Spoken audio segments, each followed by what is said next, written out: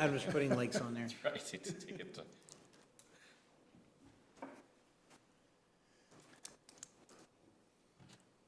I'd like to call this meeting to order. Welcome here, everyone. And at this time, I'd like to give the opening to Councillor Bill Hiebert. Thank you, Mr. Mayor. Walking by the post office in Steinbach a couple of weeks ago, I took note that the building is a designated heritage building, 70 years old now. And I thought it would be interesting to take a step back in time to look at the origin of mail service in Steinbach. First of all, the methods of mail delivery in 1874, when Steinbach was settled, we had no post office as such, but mail was picked up by horse and wagon in Winnipeg. It took a 3-day journey, 1 day to Winnipeg, second day arranging business in the city, the third day back to Steinbach.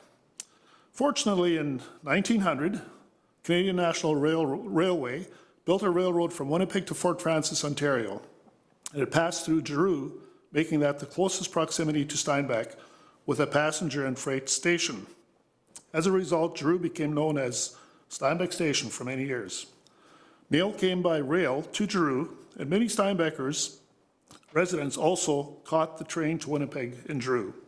Things changed in 1940 when motor vehicle freight and mail delivery came directly from Winnipeg. Now I'm going to talk about postmasters.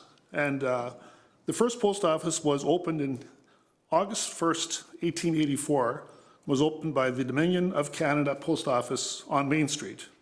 And A.S. Friesen was appointed postmaster, serving for 22 years. This was considered a prestigious position. In 1908, Peter Gunther was appointed and served for the next 9 years, followed by Peter Wiebe, who only served for 3 years. By 1920, the qualifications to become postmaster had risen substantially. Cornelius F. Barton was selected and served Steinbach for the next 35 years. His background to qualifying included being born in Steinbach, a well-known citizen to the community, taking his elementary schooling in Steinbach, and his secondary education at Gretna Collegiate. Following his education, Mr. Barkman taught school in Clear Spring and Steinbach, ending his career as principal of one of the Steinbach schools. In 1920, a petition requesting that Mr. Barkman be installed as postmaster was signed, and by several prominent citizens, and acceptance was granted. During Mr. Barkman's years of service, the post office moved from a corner of Friesen and Main, which is the parking lot at Main Bread and Butter right now, and it measured 16 feet by 28 feet, only 448 square feet. It housed 350 post office boxes and a bookstore. In 1938, the Public Works Department of the federal government built an attractive new brick building where the TD Bank stands today. Due to the rapid growth of Steinbach, this building became obsolete in only 15 years.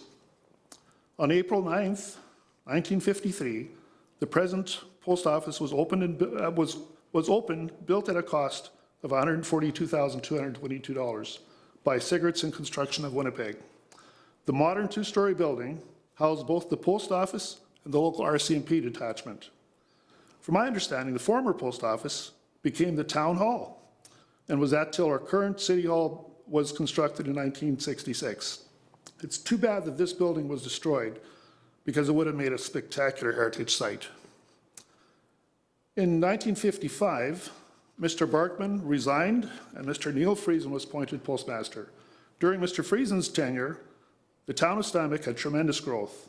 The RCMP station moved to a new location on Brand Street, and 1970 saw another addition to the post office, expanding to become the distribution center for southeastern Manitoba, serving 2,000 plus mailboxes and employing 10 full-time employees. Revenue by 1970 was at $90,600 per year, at the year, compared to only $36.91 in 1884. Talking to Brian Reimer recently, who directed the Steinbach Post Office after Mr. Friesen, he tells me that management of the office has changed. We no longer have the title postmaster in Steinbach. Today we have area managers, directors, and lead hands. 2023, Steinbach is served mostly by mail delivery to neighborhood post boxes, as well as businesses done by private contractors. Rural people from our surrounding area still pick up mail at the post office in block boxes. Canada Post Parcel Service is at Shoppers Drug Mart, also a private contractor. Today, the post office also has a secondary warehouse located in Steinbach to accommodate distribution. I'm not sure where the revenue is at today, but the service has increased significantly and employing many local people. Thank you. Thank you, Councillor Hiebert. Council, we have the agenda in front of us, looking for a motion to adopt.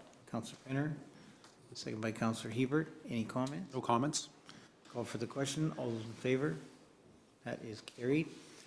We have the minutes of May 2nd, 2023, the regular council meeting in front of us. We've all had a chance to review. Looking for a motion to approve. Councillor Hiebert, second by Councillor Siemens. Any comments? Comments? Okay, call for the question. All those in favor? Opposed? That is carried. Council, is there any business arising from the minutes? Council, Councillor Penner is not with us today. Looking for a motion to excuse. Councillor Schweikstra, second by Councillor Siemens. Call for the question. All those in favor? Opposed? That is carried. We have no public hearings, no delegations, no reports. We'll go right to number 9A, administration. Accounts payable at the back of the book. We've all had a chance to review. Looking for a motion to approve. Councillor Hiebert, second by Councillor Hiebert. No comments. Call for the question. All those in favor? Opposed? That is carried. 9B, Council, we have bylaw 2224. This is referring to 330 Loewen Boulevard. Plan of works for lift, number 2 lift station. This is the third reading. Council, this has come to us before. This is just the final reading now. Looking for a motion to approve. It's first reading. No. No, this is third reading. Oh, sorry, I'm looking. Third reading. I apologize. Third reading. Third reading, this is 9B. This is the, this is the third reading for the plan of works for number 2 lift station. Looking for a motion to approve. Councillor Penner, second by Councillor Schweikstra. Go ahead, Councillor. Thank you, Mr. Mayor. This is more or less an administrative action to make sure that plan of works is appropriate reflection of the property that is being used. So, Okay, thank you. Anything further? Anything further of council? Anything in closing? nothing further. Call for the question. All those in favor? That is carried. We have bylaw 2225. This is 2023 Realty and Education Tax Levy. We'll be doing second and third reading today. Starts on page 8. Council looking for a motion to approve second reading. Councillor Schweikstra, Motion to approve. second by Councillor Hiebert. Go ahead. Thank you, Mr. Mayor. This is second reading of our Realty and Education Tax Levy. In other words, our budget. We've obviously already given approval to the budget in principle, and then we gave first reading at the last meeting. And I think this is still a good budget, so we should move ahead with second and then third reading. Thank you. Anything further? Nothing further. Anything further of council? Anything closing? Council, yes, I agree. This is a very good budget. Again, a very aggressive budget. We're getting lots of work done again in our community. And this is just a formality. We've approved our budget in principle and we did the first reading. Now this will be the second reading to move on. Call for the question. All's in favor? Opposed? That is carried. Mr. Workneen, is there any reason we can't go directly into third reading? There is none, Mr. Mayor. Okay, we'll go into third reading, looking for a motion to approve. Councillor Hiebert, second by Councillor Siemens. Any comments? Nothing more to add. It's basically the same as what Councillor Schweikstra just mentioned, so I'm in favor of that. Anything further? Anything further, council? Nothing in closing? Nothing in closing. Call for the question. All those in favor of third reading? That is carried. We've got 9D, bylaw 2226. This is the 2023 business tax levy. Here again, we'll be doing second and third reading. Looking for a motion to approve second reading. Councillor Hiebert, second by Councillor Swagstra. Go ahead, Councillor Hiebert. Thank you, Mr. Mayor. This is an in and out item again in our budget where we collect the big business tax and then funnel it back to the Steinbach Chamber of Commerce. Anything further? Anything further of council? Nothing in closing? Nothing. Call for the question. All those in favor?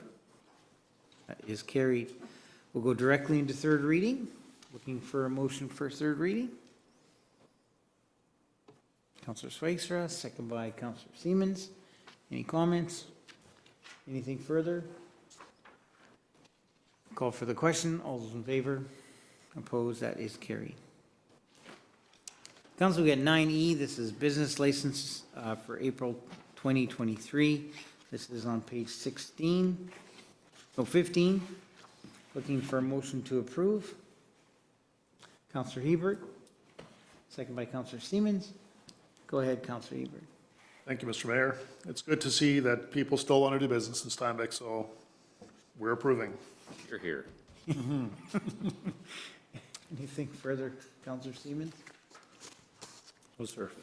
Anything further of council? Nothing closing. Call for the question. All those in favor? Opposed? That is carried. Council, we get 9F. This is building permits for April 2023. This is on, starts on page 16. Looking for a motion to approve. Councillor Swagstra, second by Councillor Penner. Go ahead, Councillor Swagstra. Thank you, Mr. Mayor. It's a healthy month in regards to building permits and most notably in regards to commercial because of the new retail store, the PV Mart, a $4.8 million permit that's obviously substantial. And there's also a number of residential buildings that are being built as well for a total of $431,000. But obviously, the big story from here is the commercial building. So it's always good to see more commercial buildings being built in Steinbach. That's correct. Thank you. Anything further? Well, thank you, Mr. Mayor. It's nice to say that when we're having a slow month, we still have 5.2 million value in permits. So it's good to see our commercial permitting still being high because of the taxation value that comes off of that, and good balance between residential and commercial going forward. Anything further of council? Anything in closing? Yeah, there's nothing much more to say, but I will reiterate how, it's great to see a big store like PV Mart coming to town. It'll give more options for our shoppers and more services for our residents. But yes, I agree with Councillor Penner. Even when you look, the permit numbers are down, but permit numbers are up. The actual number of, or the value of the permit is up. So it's great to see the permit amounts get to just over 80 million, almost 80.2 million this early in the year, because we are headed, I see it as we get into the building cycle, it's looking like we're headed for a record year, which is very, very exciting. Call for the question. All those in favor? Opposed? That is carried. We got 9G excavator license on page 17, just the next page over. Looking for a motion to approve. Councillor Swagstra, second by Councillor Hiebert. Any comments? Thank you, Mr. Mayor. This looks like a really good excavator license. I think we should approve it. Anything further? Nothing further. Anything further of council? Anything in closing? No. Okay. Over to the question. All those in favor? Opposed? That is carried. We've got 9H. This is the 2022 reserve transfers. There is, most of this has been in the budget already. It's very standard, but I will just ask Mr. Workteam for a few highlights or a few, just to point out a few things that have not been in the budget at this point. Thank you, Mr. Mayor and members of council. This schedule summarizing the city's reserve transfers in 2022 is an annual housekeeping measure that is submitted to council for its consideration and approval.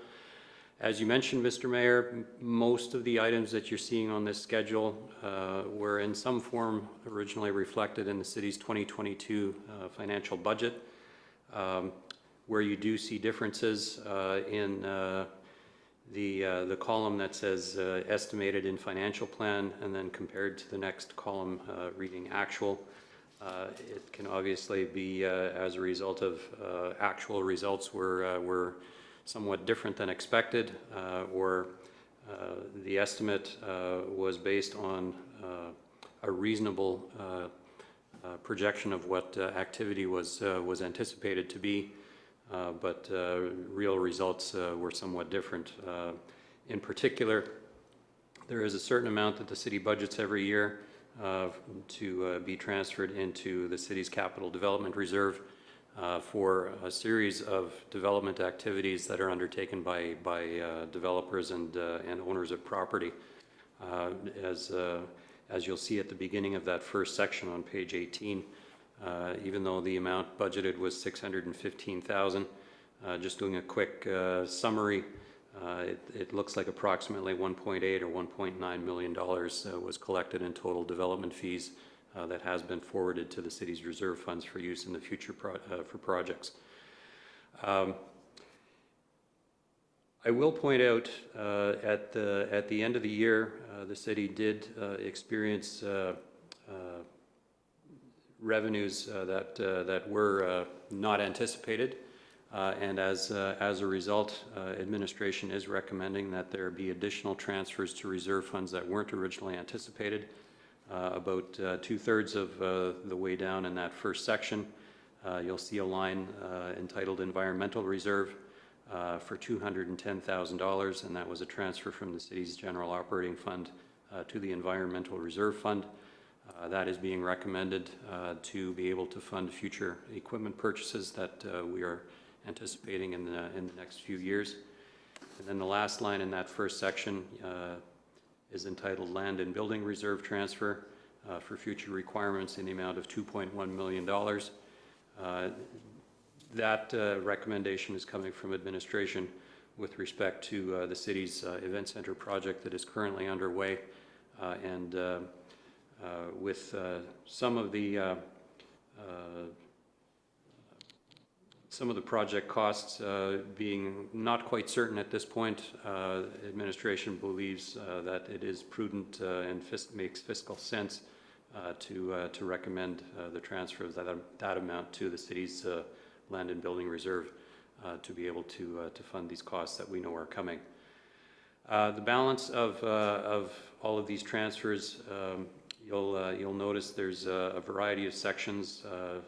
Reading it's a transfer from utility replacement reserve to utility operating fund, or from a various list of reserve funds to the city's operating funds. These, like I said, were identified previously as the city was going through its budgeting process, and they have been transferred in accordance with projects being completed. Sometimes the amounts aren't originally as budgeted, but they have the transfers have reflected the actual experience as the city went through its programs and projects in 2022. So overall, recommendation from administration is that council approve the summarized reserve transfers as presented on the schedule. Thank you, Mr. Workteam. Well, council, now you have the changes in the transfers. As long as you're okay with it, looking for a motion to approve. Councillor Swigster, second by Councillor Pinner. Go ahead. Thank you, Mr. Mayor. Certainly what we see from the reserve transfers is that it's a very active year that we've had within the city. And again, most of these were budgeted items already. And but what the city manager noted is that there were some surplus funds, as we usually have in any given year, and it makes sense to put those surplus funds in our reserves, particularly in this case, the Land and Building Reserve, because we know that there are future requirements. We know that we're still working on the event center, and we need to make sure that we have funds on hand so that we can deal with any contingencies. And so it makes sense to take surplus funds and put them in the reserve so that way the money is available. Anything further? Thank you, Mr. Mayor. It's very important that we know what we have coming down the path, and administration does a fantastic job with our 5, 10, and 20-year capital plans. And the best way to be able to be prepared for those is to utilize reserves and have as much cash on hand for these upcoming expenses that we know we're going to be needing the money for, and to be able to reduce the amount that we need to put on debenture, and can rather have cash on hand and these reserves available for those future projects. So these are the transfers to be able to accommodate future council's decision-making. Thank you. Anything further? Councillor Seaman. Thank you, Mr. Mayor. I think too that when you take a good look at this, this is a combination of many of the decisions that we made over the last year, starting at when we planned the 2022 budget, and in our study session, and a lot of the discussions that we've had different times. This is a result. This is kind of an accumulating result of, you can go through this and you can see all the different decisions that we've made. But I agree with all the comments made on how we build reserve fund. And that proves the strength of our city is the amount we have in our reserves, and that gives us leeway in using those dollars on various projects that come up. Anything further of council? Anything in closing? Yes, council, as we've seen firsthand, that as we build up our reserves, it allows us to do projects, and that's why we can do a project as large as the event centers, because we had the foresight, and councils before us had the foresight to put money aside in reserves and use that money wisely. And this is another opportunity here where we are using money wisely and putting it into reserves so it can be used at a later date. Call for the question. All those in favor? Opposed? That is carried. Is there any questions of council? Seeing none, we'll move on to 11, correspondence and petitions. We've got 11A, Minister of Environment and Climate, referring to Manitoba compost support payment. It's on page 20. Council, how would you like to proceed? Take this as information? Mm-hmm. And then we've got 11B. This is Henry and Ash Street parking. This is a letter from a gentleman, Larry Funk, and he is seeing increased challenges with the parking on Ash, and actually we're noticing increased challenges with the parking around the hospital on the side streets due to the fact we've got two large, like huge, massive projects going on at the same time. Council, I would like to see if there's a way we could alleviate things, but I don't know if we have the information in front of us to actually make the decision. If we have consensus to forward this to administration and let them look at this and come back with a recommendation at a later date, and then that way we could make a decision on this and hopefully alleviate some of the parking problems. All right, is that a good consensus? Yes, Councillor. Thank you, Mr. Mayor. I agree with the suggestion. Because of the construction, that's underway, that will administration be able to make any kind of final recommendation before we know sort of when everything is done? Or is this something that are we not really going to know the final footprint of this until after it's all done? So I guess that's just the question I put out. When is the best time to actually expect a report back? Like, is this something that we want back right away, or is this something that the direction is that we should wait until everything's finalized? I would actually like to ask that question to administration ourselves. So what do you think is the best? If we do refer it back to you, what are you looking for a time frame? Besides sharing with council that administration will do its best, I agree with Councillor Zwagstra. I expect that it will be difficult to find a representative standard based on the two projects or at least the hospital construction project that is going on. One thing I will say, given the date of Mr. Funk's email, it was sent at a time prior to any construction project beginning. So it is evident from the email that he had concerns before there was any of this extra activity. The best I can do is suggest I will ask that my staff do the best that they are able, and try if they are if it's possible to project what estimated construction activity may be contributing to the congestion issues that Mr. Funk has noted, and if council has a particular date that they would like a report back, I will try and do so. But I agree, it's with that hospital construction project proceeding, whatever results do get reported back to council may have some undue influence because of it. Councillor Seaman, do you have a question? Thank you. Just a comment and maybe a question that to administration. But I think it needs to be noted that a lot of the construction going on, they're also reconstructing a parking lot. They've taken out a couple homes, and they were before council 6-8 months ago and purchasing the land. And so there is parking lot, and they've started work on that parking lot too. So that will help some of that. But he is absolutely right that all the streets in that area all have extreme parking on them. One of the questions I would have is there anything that can be done with Henry Street, whether it can be widened? Because that is it clogs traffic. I know we've talked in the past about making it a one-way. That would be a real struggle, but different things, but potentially options like that. That might be too far gone, but those are also options. Is there any way that we can look at some of that? That might be too much as well, but it's just a thought. I would agree with you. Any improvements or projects of that nature are not represented on any long-term plan of the city at this point. No, they're not. But given that the parking that is present on Henry Street currently, there is a 2-hour parking zone immediately next to the hospital property. I can't recall exactly what the extents of that zone are, but on all other streets other than Henry Street, I don't believe there is limited time parking at this point. There just is a lot of activity in that neighborhood. Councillor Swayster, you have another question? Thank you, Mr. Mayor. Just a sort of a note of caution too in regards to because part of the request is asking for the 2-hour parking zones to be extended.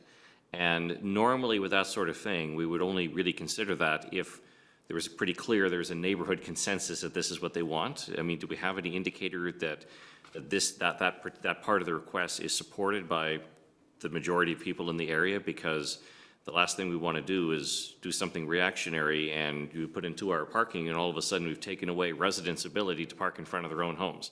So we need to be careful with that and that type of request unless we know that that's, that particular request is, that's reflected by the whole community, not just a single person. That is a good point, Councillor Swagstra. As far as I know, this is the only letter copy we have of that. I have had people in the area come see me at Open Door, and they have, definitely suggested the challenges they have. And some of them were closer to the hospital. That all pre-existed before this project took off, but it's getting worse. The project is kind of multiplying it. I do believe that the parking lot, the new parking lot will alleviate a lot of the parking issues. But that needs to be completed. I don't know how far out that is. It seems like they're making every time I drive by, they seem to be making progress on it, so I guess it will be happening.